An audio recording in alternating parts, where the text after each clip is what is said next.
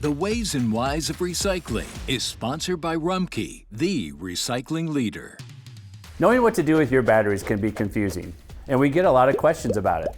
I'm Jeff Snyder, Director of Recycling at Rumpke Waste and Recycling, and I'm here to set the record straight. Lithium-ion rechargeable batteries should never be placed in your trash or your curbside recycling bins. These batteries can create a serious fire hazard for us and for your home. Some people think if you wrap the batteries in tape, you can throw them in the bin. That's not so. Even a battery that's lost its charge can create a spark when compacted. So let's clear things up. You should never put batteries in your bins or your containers. Instead, check your local listings for resources and businesses where you can drop those batteries off for proper handling.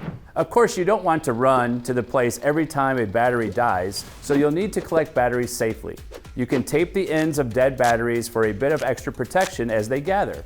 Keep them in a container or box that allows air to escape. Batteries can give off gases, and you don't want those gases to build up. Avoid putting them in metal boxes or cans. Also be sure to keep lithium-ion batteries separate from other types of batteries because mixing them can create a reaction. Place your batteries in a cool, dry place away from extreme temperature changes. Then when you're ready to drop them off, make sure you know how many batteries you can bring during each visit and confirm if there are any charges you'll need to pay when you drop them off. Then you're good to go. Lots of things run on batteries in our world.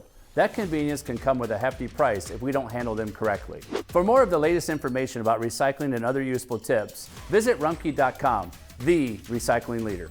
The Ways and Whys of Recycling is sponsored by Rumpke, the recycling leader.